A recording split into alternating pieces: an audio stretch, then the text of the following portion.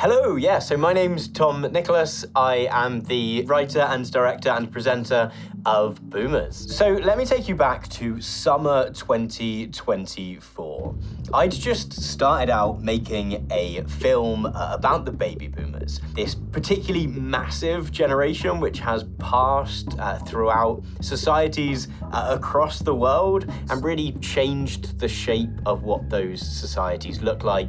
And it explores what some of the ramifications of those changes have been. But we found ourselves in New York and then in Washington days after that first presidential debate between Trump and Biden. Trump had been his usual kind of slightly unhinged, all over the place self.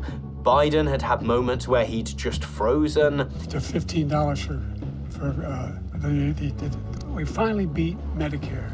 And so it was this real experience of asking people, oh, have you thought all about age and politics and maybe the fact the candidates are a little bit old? And people were just off. They're both older than like color television and like sliced white bread and like shit like that. Well, I wouldn't trust an 80-year-old with my country. They don't understand what matters for younger generations, you know. Putting Biden out there was verging on elder abuse. They were ready to talk about this. This was something that they were feeling really passionate about. I don't think there was anyone we spoke to who didn't feel like this was an issue in one way or another. When I started out making this film, this was a topic that I found really interesting, that some people were certainly speaking about, but was far from like the big mainstream topic. And during the course of making this film, the fact that old people have kind of taken over became so much of a big deal that a candidate for the presidency of the United States turned out to be so old that people were just entirely losing faith in the political system. I don't know how my daughter will have the same opportunities I have when I look at the circumstances that are in front of us right now. I think the younger generation is going to be strapped unless everything just bombs and goes downhill from here. That only further spoke to kind of how important this topic is. Really goes to show that this problem of old people dominating our culture, our politics, our economy is not going away anytime soon. And then I need to unite my party in this critical endeavor. So I've decided the best way forward is to pass the torch to a new generation.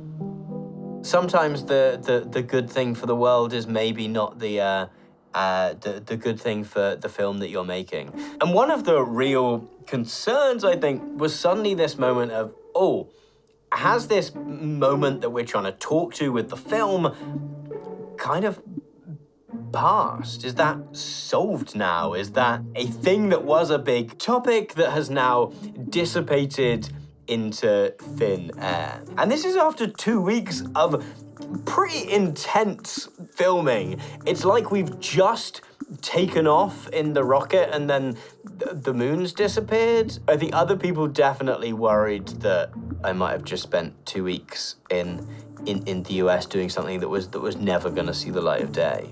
And so it did present us with this real challenge, right? If that was initially going to be the big hook into the film, what is it now? And in the end, I decided to talk to my mum.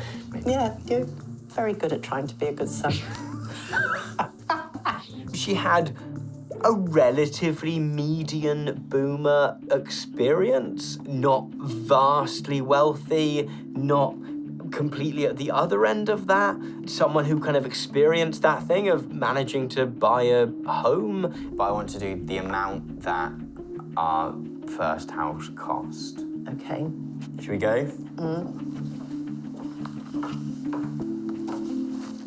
I think I knew that.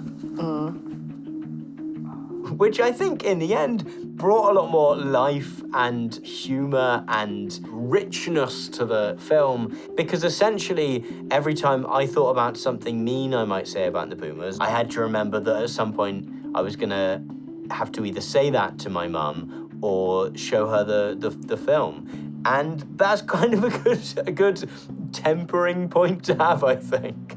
Thank you very much. You've been right. Do we not have a hug?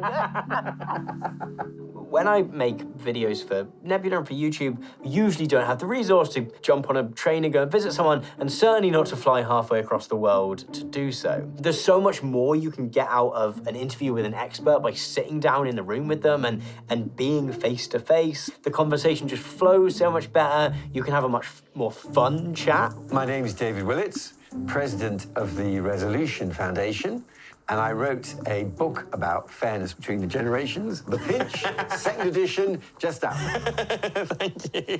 Thank you. Also, being able to go to Florida, for example, and to experience this kind of boomer Disneyland of the villages, show that kind of on-the-ground boomer safari element of it. It was a bizarre experience, a wonderful one. We spoke to so many people who were just lovely and really open and wanted to chat to us and were incredibly welcoming. A one-handed, is that the way to go? Yes, one-handed, yes.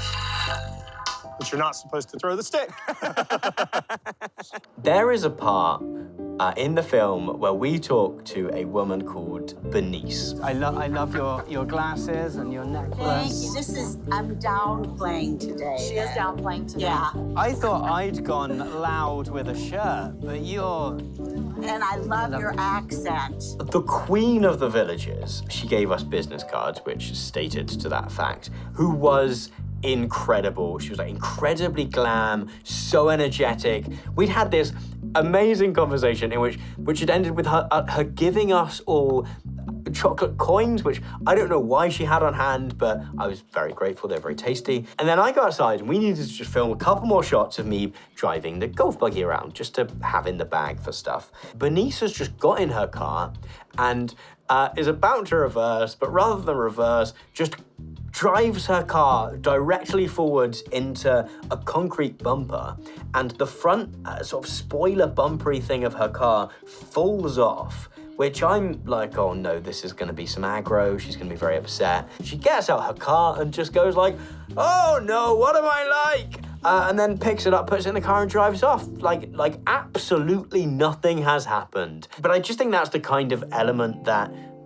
you can only get when you've got the kind of resource that we were able to put into this film. And what I think we managed to achieve at the end is this really nice balance where it does feel like it really critiques a lot of the bad things that have happened in that time, but also raises up the more positive changes that have happened during the boomers' existence, and also shows a humanity there, right? That it hopefully feels like it diffuses some of these generational conflicts rather than hopefully just exacerbates them in some way that is just completely unhelpful. So if you want to check out what we ended up making and watch Boomers, you can do so at go.nebula.tv/boomers.